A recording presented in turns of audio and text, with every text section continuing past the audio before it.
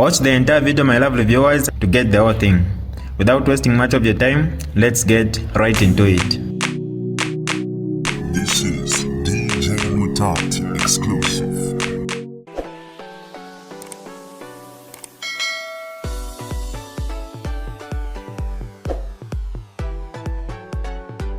Hi lovely viewers, it's me again, your one and only Mutati Mpundu. Welcome to my YouTube channel. If this is your first time on my channel, kindly subscribe to my YouTube channel by hitting the subscribe button down below. Turn the bell icon to join the notification squad. Don't forget to like, share, and leave a comment. Tell me what you think about this video in the comment section below. I'll be super glad to hear from you lovely viewers. The second part of our broadcast regards this young man. Why me? Why me? Is a TikToker, became famous from Chilabombwe because of his TikToking broadcast. But he immediately fell foul with the law. And remember, he was held for a period of almost a year. And when the trial judge convicted him, he said he had already served the term and released him after 1 year from a Livingstone judge. It didn't take long. Why me was again in trouble with the police. They were looking for him because of his criticism of President Hakainde Hichilema. There's been some insights that have come from Queen Pumi, who said, there was information that Why me was a patient. He was not well. He was a mental patient, and Chinama has records of him. Why didn't anyone bother to take him for treatment?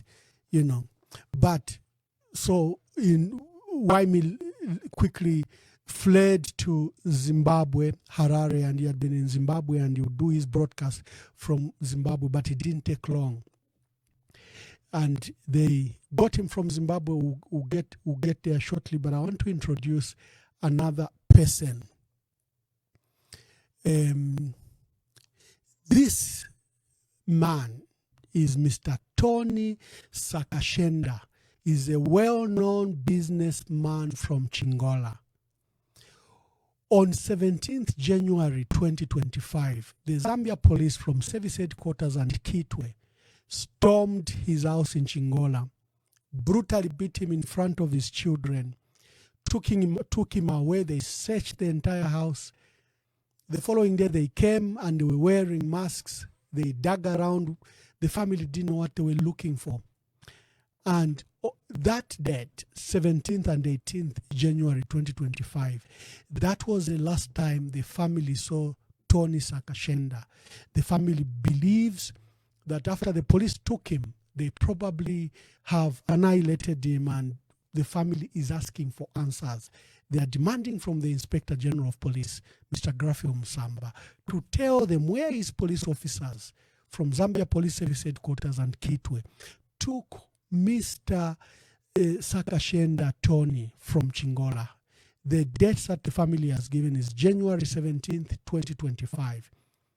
It's been 7 months, and they don't know where Mr. Tony Sakashenda is. He was brutally beaten.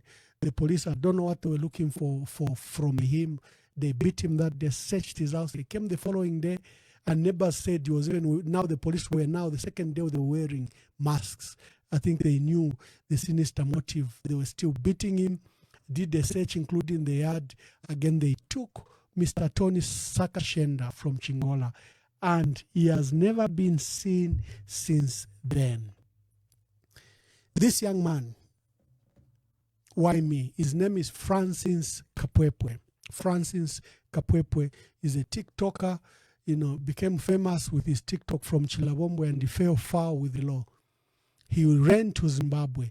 The information we have is that preceding this date were these events. This young girl on the left in a pink dress is the sister to Waimi, is a stepsister to Waimi, the one with the pink jacket. Then the one on the right is fiance to Waimi.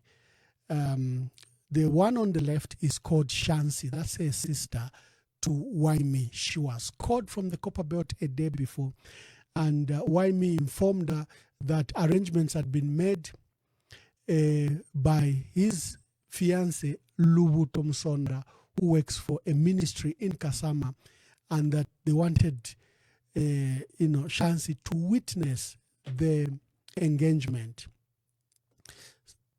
Transport was sent for Shansi to come to Livingstone, and the engagement took place at Urban Hotel, at the golf club there. There's a brand new hotel, Urban Hotel.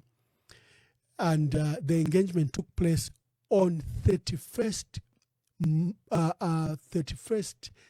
May 2025 at Urban Hotel. That is the engagement. Now, the facts we are gathering is that, first of all, Waimi said someone was helping him. He didn't buy the ring. He didn't pick Washibu Kombe, but he produced his sister. He sent money to his sister to come and witness this. Waimi said his friends had organized well-wishers to help him with this marriage. If you've seen, there's a gentleman there, is a Bashibu Kombe. We are asking who he is for you people in Kasama. Some are saying is a southerner, but he teaches at Kasama Secondary School. We don't know. We are looking for, but we are trying to piece the facts together. So after the engagement, Waimi was told that the ring and his passport, apparently Lubuto Msonda said a passport was organized for Waimi so that they could go and live in another country, and that she will send the passport and the ring. I spoke to the sister just before I came on the show. The sister Shansi says, no, that story, I'm hearing it for the first time. The ring is still with me. I asked her who bought the ring. She says, I don't know, but I found the ring. So I left Shansi's copy of the ring with her, and I got Waimi, and the ring for Waimi is still with me. And she said she was going to send me a picture of the ring. 2 days later, this is according to those confidants, like the lady that I brought here, who spoke to you, who calls herself the mother to Waimi. Waimi narrated that an engagement had taken place and that they were going to bring him, according to Washibu Kombe and others that advised him, that they'll bring him a new passport and that they'll bring him his type of ring. So on this day, in Harare, Waimi turned up.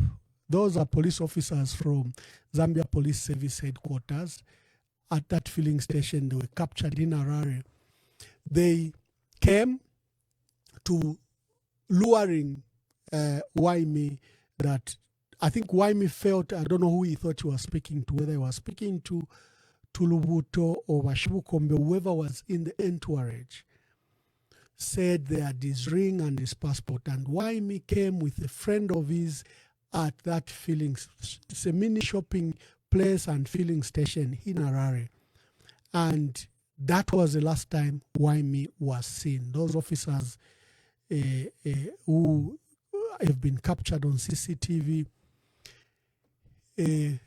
got Waimi on 2nd June 2025. That's the last time we heard about it.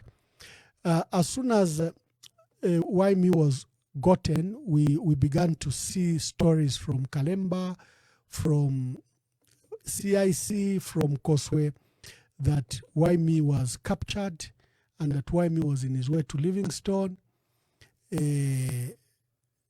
Koswe there was celebrating on that day that if the system wants you, it even offers women just like insults. Encyclopedia got pounced. That is Koswe reporting the arrest.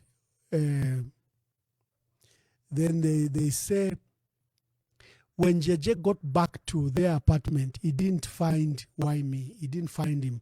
And he started calling funders, saying, Mufana uyasowa kuno, Mufana uyasowa kuno. Of course, JJ is not there. Here, Gail got him passport and agreed to do white wedding in Malaysia, but he didn't know it was a system he insults. Causeway is a rogue newspaper from the state, from State House. It's under the belly of State House. So they knew what they were talking about. What went wrong? What went wrong is reports emerged, 7 days later. Waimi was brought to Lusaka. We understand he was sedated. He was brought through Chirundu to Lusaka to Lilai police station, and where he was severely beaten and tortured for a period of 7 days. And on 9th June, we understand that Waimi died in police custody, arising from the injury and a torture that he had been subjected to since they got him from Harare. So he died in police custody. We don't know if it's at Lilai police station. We don't know, but that's the information that immediately emerged. And sources, filalanda, abantu balalanda, and people quickly told us that Waimi was feared dead on 9th June. Information immediately came out. Ray Hamonga, police spokesperson, panicked, and he issued a statement denying that there was no operation to go to Zimbabwe or Chirundu, and that Waimi was not in their custody. Why was Ray Hamonga denying this operation confirmed by State House rogue media? Why was he denying? It even brought more fear that Waimi had probably died in police custody. Later, the following day, they began to issue, where they send you text, they send you this, how they plant information. They began to plant information that Waimi